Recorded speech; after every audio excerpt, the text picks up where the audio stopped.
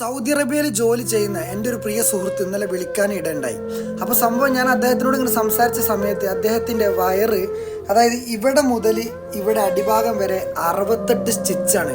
അപ്പോൾ എന്താണ് റീസൺ എന്ന് ചോദിച്ചാൽ, ഗൾഫ് രാജ്യങ്ങളിൽ ജോലി ചെയ്യുന്ന എൻ്റെ പ്രിയ ഹൗസ് ഡ്രൈവർമാരും അതുപോലെ രാവിലെ ഡ്യൂട്ടിക്ക് പോകുന്ന സമയത്ത് ചിലർ കുട്ടികളൊക്കെ മദ്രസയിൽ വിട്ടതിന് ശേഷം വീട്ടിലേക്ക് വന്നിട്ട് അവർ ചിലപ്പോൾ കഫ്റ്റേരിയയിൽ കയറിയിട്ട് സാൻഡ്വിച്ചോ അതിലേക്ക് അവർ പ്രധാനമായിട്ട് അയാൾ കൂട്ടിയത് എന്താണെന്ന് നിങ്ങളോട് ചോദിക്കുകയാണെങ്കിൽ കെച്ചപ്പും മൈനസും.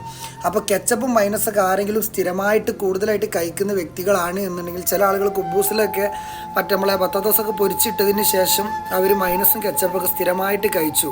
അങ്ങനെ പുള്ളിക്കാരൻ്റെ കഫീലാണെങ്കിൽ ഭയങ്കര പ്രശ്നക്കാരനായിരുന്നു. അങ്ങനെ ഒരു ദിവസം ഇയാൾ പെപ്സി നന്നായിട്ട് കുടിക്കുകയാണ്, പെപ്സിയും സെവനപ്പൊക്കെ. അപ്പോൾ എല്ലാവരും നല്ല ശ്രദ്ധിക്കുക, മാക്സിമം ഈ വീഡിയോ എല്ലാവരും ഡ്രൈവർമാരാണെങ്കിലും രാവിലെ ഈ സാൻഡ്വിച്ചും ഇതുപോലെ തന്നെ ഈ കഴിക്കുന്ന മൈനസും കെച്ചപ്പും കഴിക്കുന്ന ആളുകളൊക്കെ മാക്സിമം ഈ വീഡിയോ ഒന്ന് ഷെയർ ചെയ്ത് കൊടുക്കുക. അങ്ങനെ പുള്ളിക്കാരൻ എന്ത് പണിയത്, സൗദി അറേബ്യയിൽ സായിക്കാസ് ഫീസാണല്ലോ. അങ്ങനെ ഇദ്ദേഹം കഫീലിനെ വിളിച്ചു പറഞ്ഞു, ഇയാൾ രാത്രി ബ്ലഡ് വൊമിറ്റ് ചെയ്തു. അങ്ങനെ നിങ്ങളോട് പറയുകയാണെങ്കിൽ കഫീലിനെ വിളിച്ച് പറഞ്ഞപ്പോൾ കഫീൽ പറഞ്ഞ് നേരം വിളിക്കട്ടെ എന്ന്. ആ മനുഷ്യൻ്റെ ഒരു അവസ്ഥ ഞാൻ നല്ല അദ്ദേഹത്തെ കണ്ടു. അപ്പോൾ ഞാൻ ചോദിച്ചു, നിങ്ങളെ ഫോട്ടോ കൊടുക്കട്ടെ, എൻ്റെ ഫോട്ടോ കൊടുക്കണം. അങ്ങനെ അദ്ദേഹത്തിൻ്റെ വയറിങ് ഇങ്ങനെ കാണിച്ചു തന്ന സമയത്ത് മൊത്തം 68 സ്റ്റിച്ചാണ്. അപ്പോൾ അതേപോലത്തെ ഒരു വിധി ആർക്കും വരാതിരിക്കട്ടെ. അപ്പോൾ ഭക്ഷണ രീതിയിലൊക്കെ എല്ലാവരും ശ്രദ്ധിക്കുക. അതേപോലെ രാത്രി കിടക്കുന്ന സമയത്ത് കണ്ടമാനം ഭക്ഷണം കഴിച്ചിട്ട് കിടക്കാതിരിക്കാൻ ശ്രമിക്കുക. കാരണം എന്നിട്ട് അതൊന്നൊക്കെ പോട്ടെ, അതിൽ ഏറ്റവും വിഷമം കൂടി സംഭവം എന്താണെന്ന് ചോദിച്ചാൽ, പുള്ളിക്കാരൻ ഇങ്ങനെ സംഭവിച്ചു എന്ന് മാത്രമല്ല, രാവിലെ ഇയാളെ കൈമിൽ നെറ്റില്ല, ഹൗസ് ഡ്രൈവറല്ല, അപ്പോൾ കുറഞ്ഞ ശമ്പളമേ ഉള്ളൂ.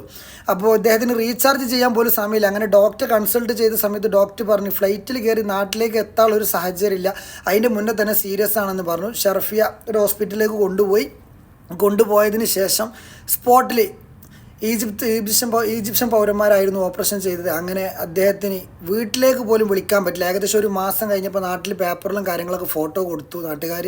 കാരണം അദ്ദേഹത്തിൻ്റെ കുടുംബക്കാരുടെ റിലേഷനിൽപ്പെട്ട ആരും ഇവിടെ ഇല്ല.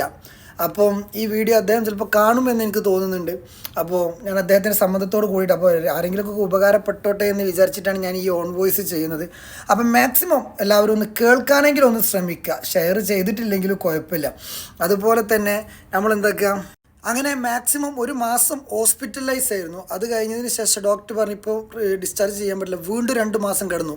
അതായത് മൂക്കിലൂടെ പൈപ്പ് ഇട്ടിട്ട്, അതുപോലെ തന്നെ മലം പോവാത്തതിൻ്റെ പേരിൽ വയറിൻ്റെ ഈ സൈഡ് ഭാഗത്ത് 2 ഓട്ടൊക്കെ ഇട്ടിട്ട് 3 മാസം വളരെ കഷ്ടപ്പെട്ടു. വീട്ടിലേക്ക് പോലും വിളിക്കുക. അപ്പോൾ അതേപോലത്തെ ഒരു അവസ്ഥ ആർക്കും വരാതിരിക്കട്ടെ. ഭക്ഷണ രീതിയിൽ എല്ലാവരും കാര്യങ്ങൾ ശ്രദ്ധിക്കുക. പിന്നെ അപ്പോൾ എല്ലാവരോടും എന്താ പറയുക, അതേപോലെ ചില സമയങ്ങളിലൊക്കെ ഓരോ വീഡിയോസും കാര്യങ്ങളൊക്കെ കിട്ടുമ്പോൾ നമ്മൾ ഇതേപോലെ കാര്യങ്ങളും പറഞ്ഞു വരണ്ട്. അപ്പം താങ്ക് യു.